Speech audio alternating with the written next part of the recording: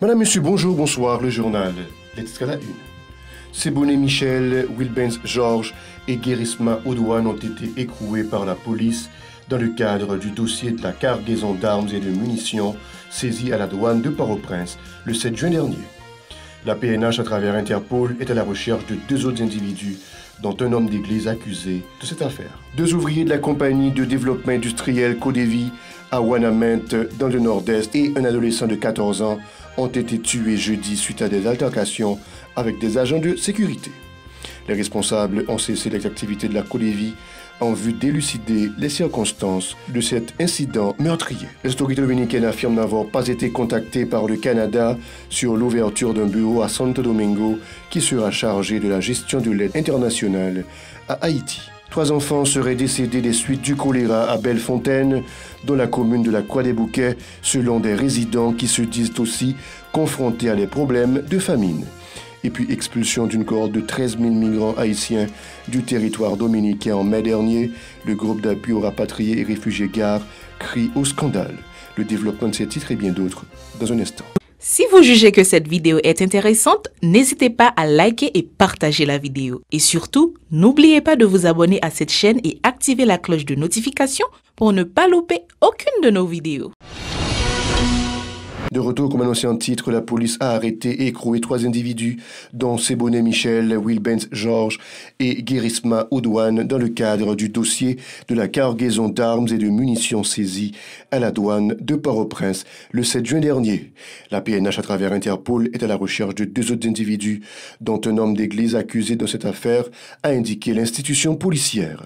Sachez que la police a dévié une tentative de kidnapping vendredi à la ruelle Beauzor en Plaine. Les malfrats circulaient à bord d'un véhicule de marque Toyota Hilux de couleur blanche. La voiture de la victime a essuyé plusieurs projectiles. 2 ouvriers de la compagnie de développement industriel Codévi à Wanament, dans le nord-est, et un adolescent de 14 ans ont été tués jeudi suite à des altercations avec des agents de sécurité. Les responsables ont cessé les activités de la Codévi en vue d'élucider les circonstances de cet incident meurtrier. Des agents de la police frontalière Polyfront et de l'unité départementale de maintien d'ordre UDMO seraient également impliqués dans ce drame. Ils auraient tenté de calmer le jeu à l'aide de tirs et de gaz lacrymogènes à profusion. Selon des témoins, des blessés ont été aussi enregistrés et certaines personnes étaient tombées en syncope après avoir inhalé du gaz lacrymogène. On a aussi appris que les ouvriers en colère auraient incendié du matériel appartenant à la Codévi. Un peu plus loin, à la Jamaïque, le major des forces armées jamaïcaines, Bonnie Paul Williams, a été assassiné jeudi par des gangsters présumés. Ces derniers qui s'apprêtaient à voler un véhicule ont tiré sur la voiture de la victime qui se trouvait dans les parages, selon des médias locaux. Et les autorités dominicaines affirment n'avoir pas été contactées par le Canada sur l'ouverture d'un bureau à Santo Domingo qui sera chargé de la gestion de l'aide internationale à Haïti. 3 enfants seraient décédés des suites du choléra à Bellefontaine, dont la commune de la Croix-des-Bouquets, selon des résidents qui se disent aussi confrontés à des problèmes de famine. La République dominicaine a rapatrié au pays une cohorte de 13 000 migrants au cours du mois de mai dernier, alors que 9 261 compatriotes sont volontairement retournés au pays et 2 811 autres ont été refoulés. Parmi les rapatriés en provenance de la République dominicaine, on trouve 148 femmes enceintes, 621 mineurs non accompagnés. Lors d'une conférence de presse vendredi, le responsable de la communication au sein du GAR, Sam Guillaume, a encore dénoncé les nombreux cas de mauvais traitements infligés à nos compatriotes par les autorités dominicaines en les expulsant de leur territoire. Les femmes sont notamment victimes d'agressions sexuelles et les migrants n'ont pas pu récupérer leurs documents quittant le sol dominicain, a encore fustigé le défenseur des droits des migrants. Sam Guillaume exhorte les autorités à se pencher sur la situation déplorable des migrants évoluant de l'autre côté de l'île et à mettre en place un plan socio-économique et sécuritaire fiable en vue de freiner le flux migratoire. Écoutons ces propos au micro de Chilov Semexan et de Josué François. Nous connaissons que GAR, chaque mois, il présente un rapport sur l'activité migratoire. Et bien pour moi, nous avons un rapport que nous avons présenté à GAR. Et selon le rapport, nous avons un total de 25 459 migrants haïtiens qui retournent dans le pays. Nous recensons il y a un total de 148 femmes enceintes. Nous recensons tout, il y a un total de 621 petits monde qui pas accompagné avec parents. Nous avons rappelé que ça fait un effectif de 25 459 migrants haïtiens qui retournent dans le pays. La situation migrants haïtiens à ville, c'est toujours qu'on a dans la République dominicaine, il n'a pas changé. C'est chaque jour il y a subi violence en bas main et dominicains ou bien autorités migratoires. C'est chaque jour nous joignons un monde qui vient et qui a témoigné de mauvais traitements que l'a subi dans la main autorité dominicaine. Yo battu en pile fois et des fois mesdames yo qu'on témoigné que yo subi viol dans les autorités migratoires de la République dominicaine. L'important pour que capable de focus qui fait sur la situation migrants haïtiens en République dominicaine. Par ailleurs, M. Guillaume a annoncé un ensemble d'activités le 19 juin prochain au local de l'organisation en prélude de la commémoration de la Journée mondiale des réfugiés le 20 juin. Pour lui, ce sera l'occasion de mobiliser tous les secteurs dans le cadre de la lutte pour le respect des droits de ces personnes. Il est toujours au micro de Chilov Semixan et je suis Philippe François. On a profité de l'occasion pour nous inviter qu'on a réalisé lundi 19 juin 2023 dans le local nous, dans l'occasion de la Journée internationale des réfugiés. Date Journée internationale des réfugiés, c'est 20, mais on a réalisé l'activité noire lundi 19 dans l'espace nous. C'est une conférence débat avec une activité théâtrale. Une conférence débat qui a tourné autour de migration forcée en Haïti, causes, conséquences et perspectives de solutions durables. On a invité tous jeunes, tous étudiants, tous professionnels qui sont intéressés par la cause de migration pour venir changer l'idée, pour venir partager, pour venir alimenter l'échange jour ça, journée ça, cap 19 juin 2023. On a rappelé que l'activité ça l'a réalisée dans le local nous, dans rue Christois, à 10h du matin. Nous attendons tout le monde pour l'activité capable de totale réussite. À l'initiative de l'organisation Goal Haïti, un atelier a été organisé vendredi autour du projet baptisé Mécanisme de remontée des besoins et de prévention des incidents de protection dans les zones difficiles d'accès de la région métropolitaine de Port-au-Prince. Pour le directeur AID de la dite organisation Phil Gelman, cette démarche vise à contribuer à la lutte contre la multiplication des actes de violence dans le pays. Il se réjouit de la participation de 19 organisations communautaires de base OCB de Carrefour à ce projet.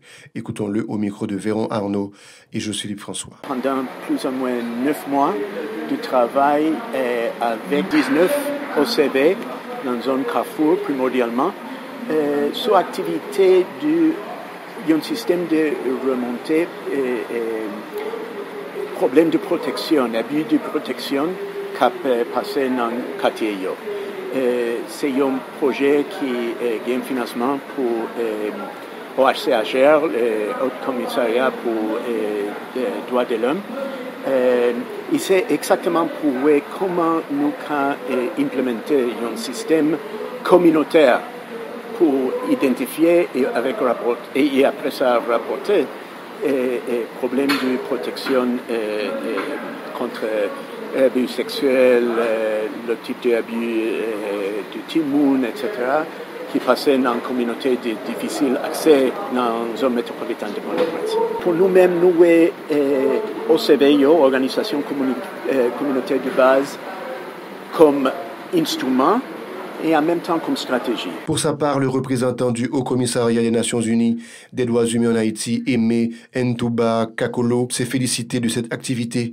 Il appelle au soutien de tous les acteurs aux efforts pour restaurer un climat de paix et de sécurité dans les communautés en proie à la violence. Ses propos. Et ce projet consistait principalement à mettre en place un mécanisme d'acheminement de collecte d'informations sur des incidents de protection, pour faciliter par la suite un mécanisme de référencement, d'accompagnement de ces victimes sur la base des informations qui viennent des communautés. Cela a plusieurs sens.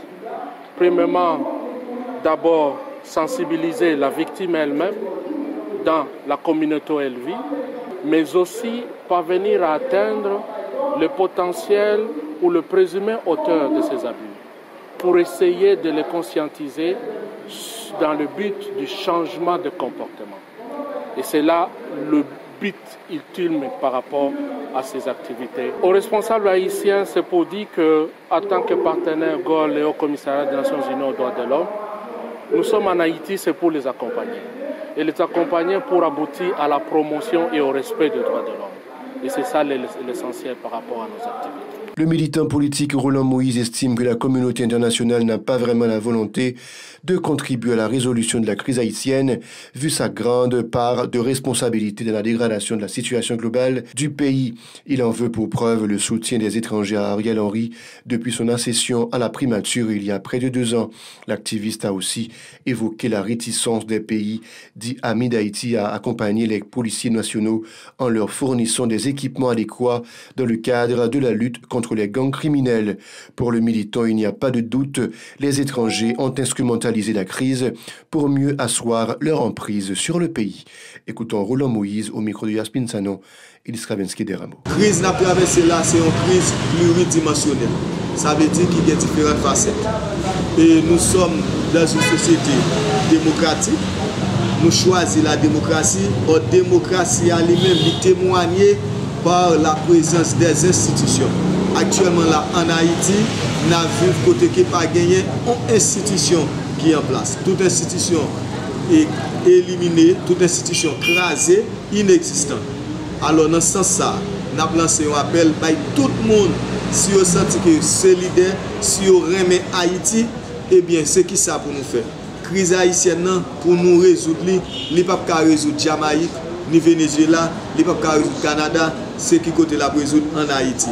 Le jour où il y a une volonté, il y a une velléité pour résoudre la crise haïtienne, et bien après, qu'on appelle qu'à lancer pour nous faire ça les états généraux, et bien là, ça nous prend le chita soit sur place Dame des Gonaïves, nous prenons le chita soit Vertière au Cap Haïtien, nous prenons le chita soit par les sans souci, ou bien à l'Abadi, ou bien nous lancer un appel soit dans un lieu historique qui est capable de témoigner que volonté nous gagnons pour nous résoudre le pays. Parce que tout pays qui a traversé des moments difficiles, pour recamper, c'est retourner à la source. À la source, c'est à inspirer des batailles héros, des batailles monde qui débattent l'indépendance. Et mes journées aujourd'hui, cette dimension, ça nous avons lancé un vibrant appel à la jeunesse haïtienne. Si ce pas quitter, ils ont acheté conscience pour 1000 gouttes, pour 500 gouttes. Parce que toute révolution qui fait à travers le monde là, c'est jeunes qui fait. Les promoteurs de l'accord de Montana se disent prêts à poursuivre le dialogue dans l'optique de parvenir à une solution viable à la crise qui tracasse le pays. Pour Ted Syndic, tout le monde est à bout de souffle face aux problèmes majeurs qui minent la vie quotidienne, tels que l'insécurité et la cherté de la vie. Le dirigeant s'est notamment félicité des pourparlers de la Jamaïque sur la situation haïtienne. On l'écoute au micro de Osée Victorin et Liskravenski Deramo. La situation politique, là, même en apparence, où tu as une question de sécurité, un allègement là-dedans, mais fondamentalement, ça grave et là pas grave. Donc, nous avons eu l'occasion, dans le cadre de ça, à Montana, avec mon capote lieu, depuis toujours inscrire nos questions fondamentales de permettre en un pays que mon parle, mon amour parle, que instance politique à instance politique parle, que mon parle à instance politique, pour joindre qui gens pour débloquer la situation politique pays. Donc Montana a joué une invitation pour aller dans CARICOM pour la discuter. Ça prend du temps dans Montana pour nous prendre une décision ça. Et ça on prend du temps pour nous préparer, pour nous discuter entre nous comment nous allons organiser la participation. Est-ce que c'est nécessaire pour nous aller, est-ce que ce n'est pas nécessaire pour nous aller. Et à un certain moment, nous allons prendre une décision. À l'intérieur de discussion qui prend pile temps pour nous prendre une décision, nous venons d'accord principe que pour nous aller. Aller CARICOM veut dire, premièrement, on bagaille. Pour sa part, Magali Komo-Denis a indiqué que le lieu désigné pour la tenue du dialogue est plutôt secondaire. Pour elle, ce sont les résultats des assises qui comptent. Elle souligne que les négociations autour de ce type de crise se déroulent assez souvent dans des espaces neutres. On l'écoute toujours au micro de Osée Victorin et Liskravenski Deramo. Il y a un peu de monde qui dit comment Montana fait dit, la cherche une solution haïtienne, entre haïtiens, et puis pour le d'accord, et c'est Jamaïque, là, le parle ça. Jean, M. Senik dit dans l'ouverture, ce n'est pas lieu côté discussion a fait qu'a déterminé ça qu'a fait là. C'est moun qui chita pour discuter yo qu'a déterminé ça gen pour fait là. Et c'est pas une nouveauté. En pile fois, il y a plusieurs pays qui ont crise. En pile fois, Haïti a crise. Il y a un lieu qui paraît en dehors de tension locale. Et surtout dans le cadre CARICOM, nous sommes sensibles à l'invitation aux organismes régionaux. Voilà, c'est la fin du journal. Bon week-end à vous tous.